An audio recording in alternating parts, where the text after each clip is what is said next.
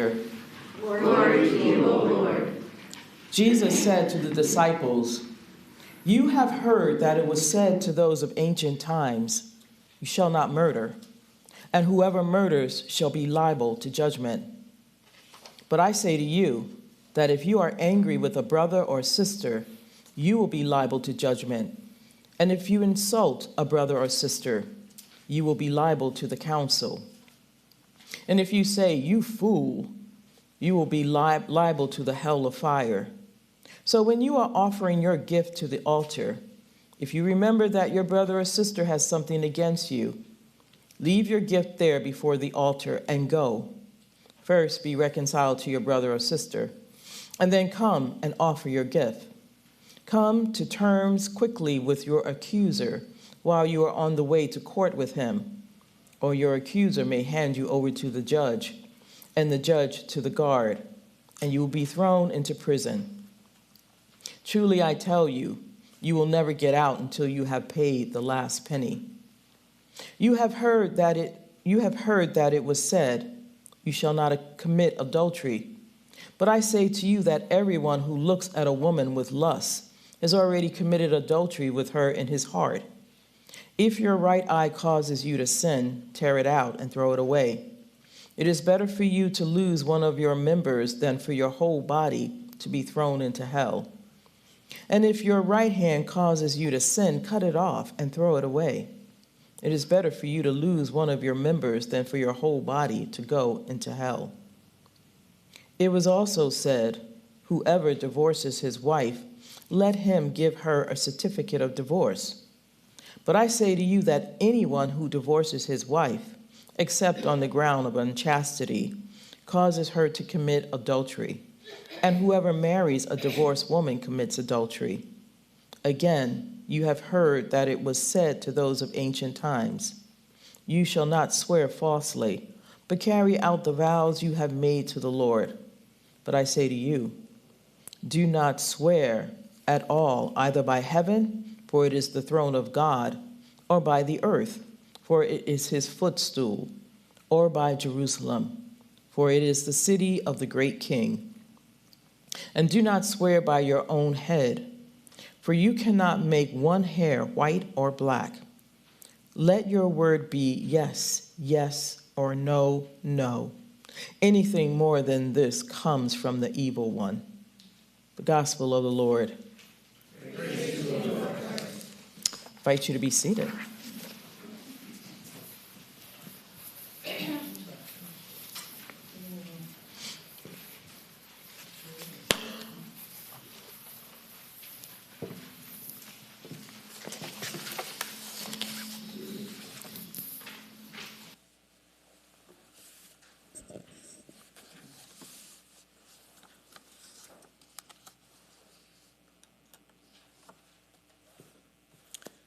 Grace and peace to you from God our Father and our Lord and Savior Jesus Christ. Amen.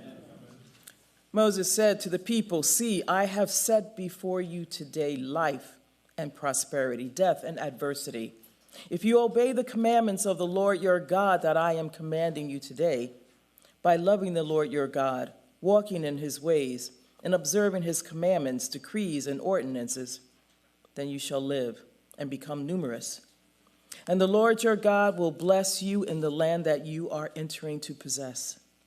But if your heart turns away, and you do not hear, but are led astray to bow down to other gods and serve them, I declare to you today that you shall perish. You shall not live long in the land that you are crossing the Jordan to enter and possess."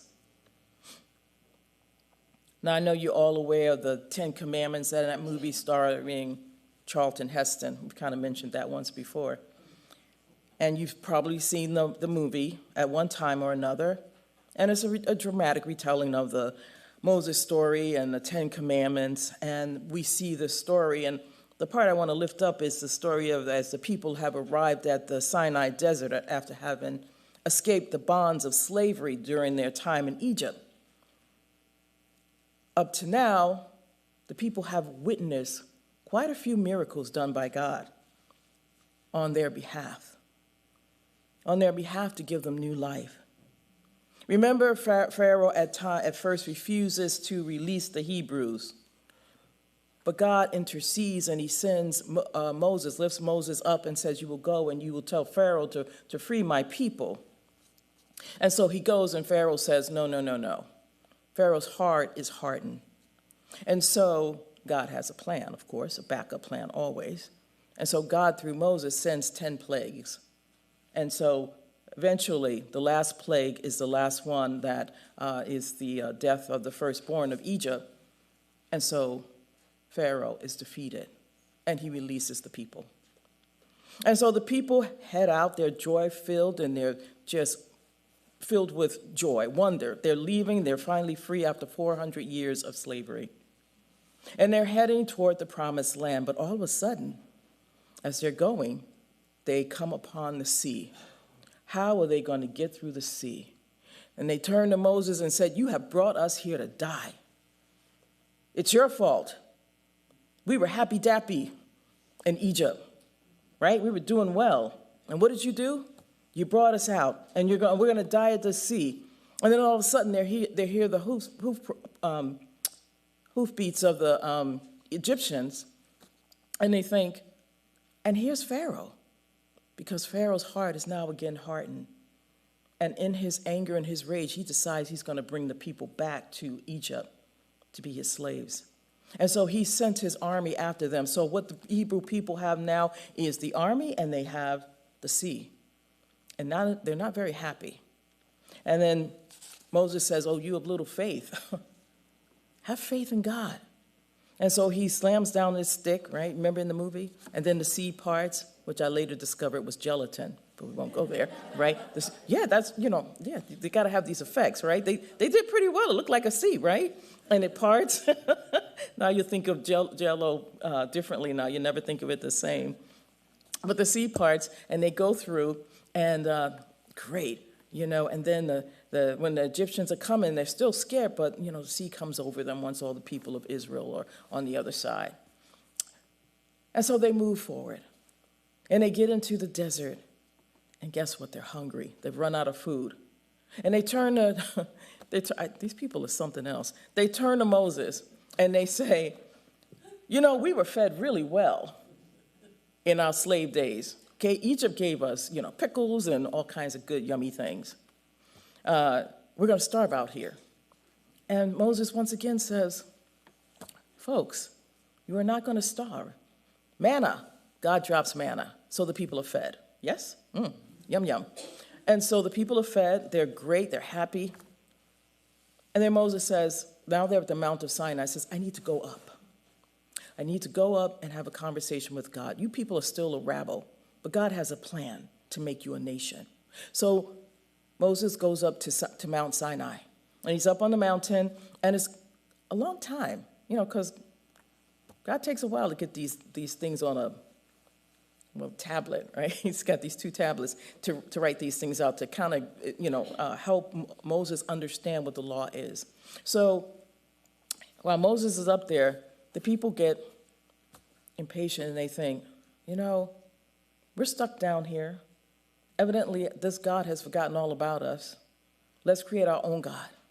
And they collect gold from all the people, and then they make a golden calf, right? Remember this? They make this golden calf, and, if you see the movie, they're really having a good time. Revelry and everything. Everybody's going wild, a little bit of an orgy there. So they're going crazy. And God kind of knows what's going down. And he says, Moses, you need to go back down because the people have lost it. Okay, go back down, give them the law. So Moses goes back down and he says, Moses kind of has a little bit of a temper. So he looks and he says, what are you doing? What are you doing? And he says, these are the laws of the people. These are the laws that God has given. Your God has not forgotten you. Will you follow? Because in the following, there is life. And he says, you have a choice today. Choose life or choose death. And most of the people choose life, so they move over, right? But there's a small contingent who says, no, No, you know what? I kind of like my revelry. I'm having a pretty good time. I like my God. Thank you very much. And so then Moses says, great, here's your God, here's your death. And he throws the tablets at the people in the movie. And the ground opens up, right, and swallows them, right? Now, as a child watching this, I was just like, whoa, you know, that's a pretty harsh thing. Here's the thing. You've got these laws. The law. Before the law, the people of Israel were just a rabble. They were just a group of people, almost like a mob. They were not a nation. It is the law that makes them a nation. It is the law that gives them a guideline and a structure to becoming the people that they are going to become for thousands of years. Without the law, they are no one. The law gives them a sense of who they are and an identity. You know, the law oftentimes gets a bad rap in Lutheranism. We're all about faith through grace, the grace freely given. And this is a good thing, and it's true. But let me also counter that fact with the law too has its place. Remember in Matthew chapter 5, verse 17, Jesus says, "Do not think that I have come to abolish the law of the prophets. I have come not to abolish, but to fulfill." You need to recognize that Jesus is deeply steeped in the Hebrew scriptures. These are his scriptures, right? There is no Bible, like New Testament. He is a Jew through and through. The law is an essential understanding of who he is as a prophet and as the Messiah, the Christ. They deeply inform the ministry he's come to do in the world. Jesus cannot be separated from his Jewishness and the laws of his faith. For Jesus, the law was essential to the well-being of the Jewish peoples, and it was meant to be life-giving. And so in our gospel this morning, Jesus, true to his word, once again emphasizes the importance of the law. But the problem with the law was not the law itself, but how it was being utilized by those who were enforcing the law. The law was meant to be written upon the hearts of the people, not just their mind. It was to be a means of consolidating people, not dividing them into camps of insiders and outsiders. When Moses gave the people the law in the form of the 10 Commandments, it was meant to help them build relationships with God and build relationships with one another. But now in Jesus' day, the law is being interpreted literally, with no regard for the human beings who are to live by these laws.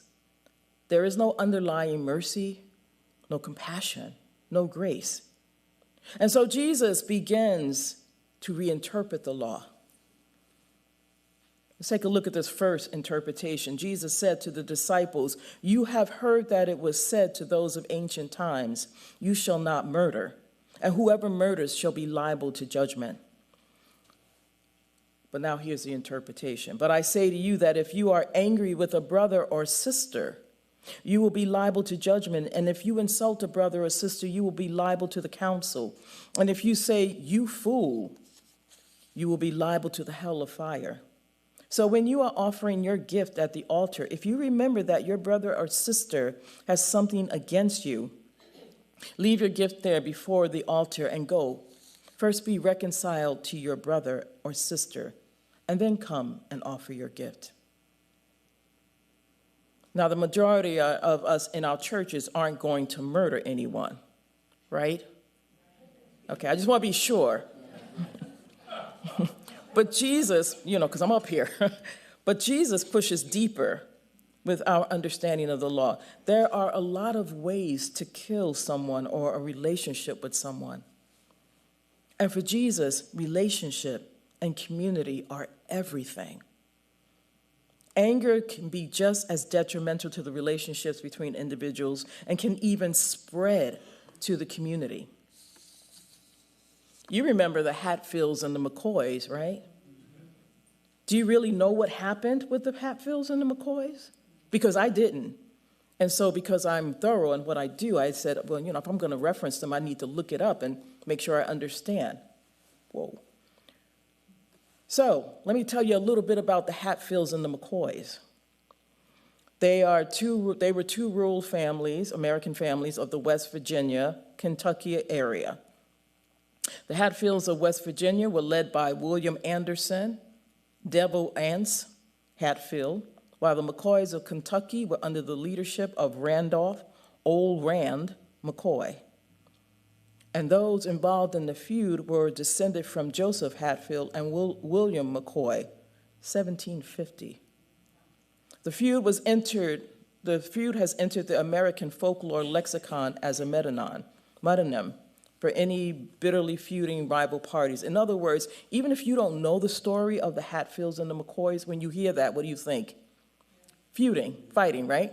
You don't know the story. You don't really know what happened, but that's what you think. So the McCoy family lived primarily on the Kentucky side of the Tug Fork, and the Hatfields lived mostly on the West Virginia side. Now, the first real violence in the feud was the death of Asa as he returned from the war, murdered by a group of Confederate home guards called the Logan Wildcats. Devil Anse Hatfield was a suspect at first, but later was confirmed to have been sick at home and at the time of the murder. It was widely believed that his uncle Jim Vance, a member of the Wildcats, committed the murder. Both families had joined the Confederate Army. This young man was the only one who joined the Union Army. So when he returned, they made sure they let him know how they felt. The second recorded instance of violence in the feud occurred 13 years later, in 1878, after a dispute about the ownership of a hog. Floyd Hatfield, a cousin of Anne's, owned the hog, but Randolph McCoy claimed that it was his, saying that the notches on the pig's ears were McCoy, not Hatfield marks. The matter was taken to the local justice of peace, Anderson, preacher Anse Hatfield, who ruled in favor, not surprisingly, of the Hatfields by the testimony of Bill Stanton, a relative of both families. In June 1880, Stanton was killed by two McCoy brothers, Sam and Paris, who were later acquitted on the grounds of self-defense. Now, this feud escalated after Rosanna McCoy entered a relationship with Devil Anse's son Johnson, known as John C., leaving her family to live with the Hatfields in West Virginia. Now, Rosanna eventually returned to the McCoys. I mean, this gets really interesting. But when the couple tried to resume their relationship, John C. was arrested by the McCoys on outstanding Kentucky bootlegging warrants. He was freed from McCoy custody only when Rosanna made a desperate midnight ride to alert Anse, who organized a rescue party. The Hatfield party surrounded the McCoys and took John C. back to West Virginia before he could be transported the next day to the county seat in Pikeville, Kentucky. Despite what was seen as a betrayal of her own family on his behalf, Jonesy's afterwards abandoned the pregnant Rosanna for her cousin, Nancy McCoy, whom he wed in 1881. I'm telling you. The feud continued in 1882 when Ellison Hatfield, brother of Anse, was killed by three of Rosanna's younger brothers, Tobert, Farmer, and Bud. On election day in Kentucky, the three McCoy brothers, they got into a fight and they wind up killing him. I'm not going to go through all that.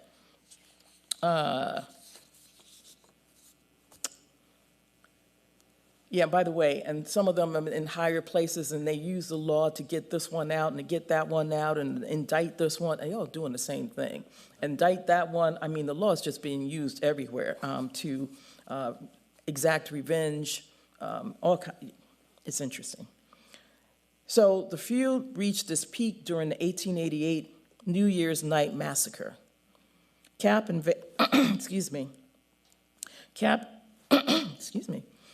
Vance led several members led several members of the Hatfield clan to surround the McCoy cabin and open fire on the sleeping family. Awoken by the shooting, the McCoys managed to grab their weapons and fired back. The cabin was then set on fire in an effort to drive the McCoys into the open. Panicking, the McCoys rushed to every exit they could find. Randolph managed to escape and hide inside the pig pen. Most of his children managed to escape into the woods. Unfortunately, two of Randolph's children, Calvin and Alifair, were shot and killed near the family well as they exited their home. Randolph's wife, Sarah, was caught, beaten, and almost killed. With his house burning, Randolph and his remaining family members were able to escape further into the wilderness. His children, unprepared for the elements, suffered frostbite. The remaining McCoys moved to Pikeville to escape the West Virginia raiding parties. A few days after the New Year's massacre, a posse led by Pike County Deputy Sheriff Frank Phillips rode out to track down Yancey's group across the state line into West Virginia. And two McCoys were members of the Phillips posse, Bud and one of Randolph's sons, James Jim McCoy. The posse's first victim was Vance, who was killed in the woods after he refused to be arrested. Phillips then made other successive raids on Hatfield homes and supporters, capturing many and killing another 3 Hatfield supporters before cornering the rest in Grapevine Creek on January 19th. Unfortunately for Phillips, Yancey and other Hatfields were waiting for them with an armed group of their own. A battle ensued between the two parties, and the Hatfields were eventually apprehended. Deputy Bill Dempsey was wounded and executed by Frank Phillips after they surrendered. On August 24, 1888, 8 of the Hatfields and their friends were indicted for the murder of Randolph's young daughter, Alifair McCoy, who was killed during the New Year's massacre. And they go on to name the people. The seeds of hatred were sown for generations between these two families. And strangely enough, there were marriages between the two families, betrayals, etc. Imagine living this way for generations, filled with hatred, animosity, and revenge. There seemed to be very little compassion, mercy, or love. And they definitely had a few problems with living the heart of the commandments, wouldn't you say? I have to admit, when I first started reading this, I felt as though I was reading something from that show, the Beverly Hillbillies. When they come out, Jed, but it's kind of comical because you're not taking it that seriously. Yeah, because it's a show.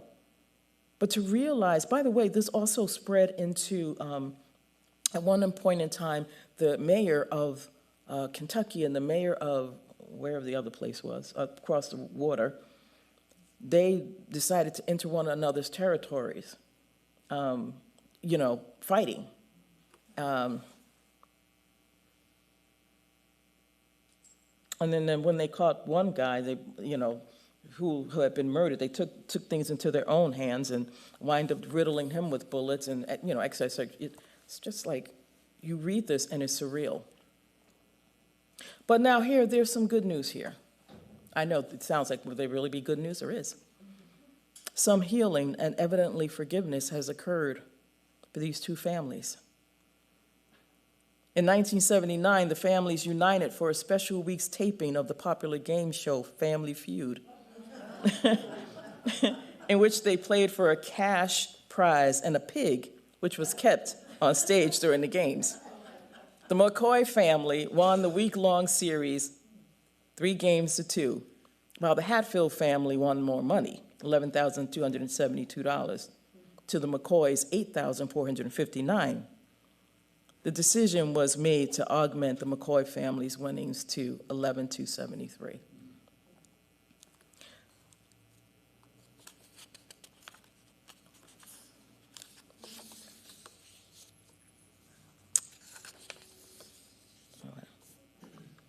On June 14, 2003, in Pikesville, Kentucky, the McCoy cousins partnered with Rio Hatfield of Waynesboro, Virginia, to declare an official truce between the families. Rio Hatfield said that he wanted to show that if two families could reach an accord, others could also. He had said he wanted to send a broader message to the world that when national security is at risk, Americans put their differences aside and stand united. We're not saying that you don't have to fight, because sometimes you do have to fight, he said, but you don't have to fight forever. Signed by more than 60 descendants during the 4th Hatfield-McCoy Festival, the truce was touted as a proclamation of peace, saying, "We ask by God's grace and love that we are forever remembered as those that bound together the hearts of two families to form a family of freedom in America." Governor Paul E. Patton of Kentucky and Governor Bob Wise of West Virginia signed proclamations declaring June 14 Hatfield and McCoy Reconciliation Day. Ron McCoy, one of the festival's founders, said it is unknown where the three signed proclamations will be exhibited, and that the Hatfields and McCoys symbolize violence and feuding and fighting. But by signing this, hopefully people will realize that's not the final chapter. I have to admit, I'd never really known the details of the real Hatfield and McCoy feud. So reading it was both eye-opening and shocking for me. But I also was stunned by something else, but that in the end, through God's grace, mercy, and compassion, both families seem to have been able to put the past behind them. And that's a lot of past. And moved on to being reconciled. So every year they get together. I'm hoping that's still the case. I haven't checked. But just so we're clear, it's not perfect. But Jesus never expected us to be perfect, hence the need for grace. But nothing is impossible with the grace of God. You know, as a country, we are divided in so many areas, politically, morally, religiously, educationally, banned books, and now book burnings. We react to slights perceived, misunderstandings abound, and there seem to be a lack of compassion, mercy, or love for one another. And civility in our public arena is reaching an all-time high. Perhaps we should pay attention to the lessons to be learned from the feuding history of the Hatfields and the McCoys, instead of reliving their history in our own times. The Hatfields and the McCoys had the law, but they used the law selfishly and for revenge. The law became a tool which further divided them. It would take a deeper understanding of who they were under the law as children of God that would bring healing and reconciliation. They realized that they may not always agree with one another, and I'm sure they still don't, but they could still choose to be a community of law-abiding citizens, respectful of one another. The law lets us know our need for grace. When we imbue the law with the compassion, the mercy, and healing of Jesus, the law becomes that which creates communities and binds us together. As followers of Christ, it behooves us to take a deeper look at the laws that God has given us, the laws which Jesus has come not to abolish, but to fulfill. I pray this morning that we may participate with mercy, compassion, and with love in following Jesus in the fulfillment of the laws in our own lives. Amen. Amen.